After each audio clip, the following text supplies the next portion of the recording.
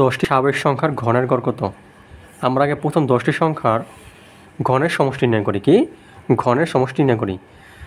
আমরা জানি প্রথম n সংখ্যক স্বাভাবিক সংখ্যার ঘনের সমষ্টি হচ্ছে n ইন্টু n+1 ভাগ হচ্ছে 2, তারপর হচ্ছে হোল স্কোয়ার। তাহলে 10টা সংখ্যার আমরা আগে ঘনের সমষ্টি নির্ণয় করি। কি ঘনের সমষ্টি?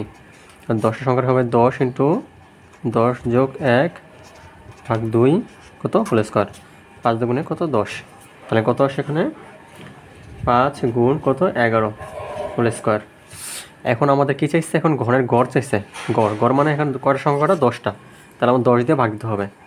তাহলে 5 গুণ 11 হোল স্কোয়ার ভাগ কত 10। তাহলে কত আসে 25 গুণ 121 ভাগ হচ্ছে কত 10। 5 দুগুণে 10, 5 5 কত 25। ঠিক আছে, এটাকে যদি আমরা 2 দিয়ে ভাগ দিই তাহলে এটা আসতেছে 302.5। কত 302.5। ওকে।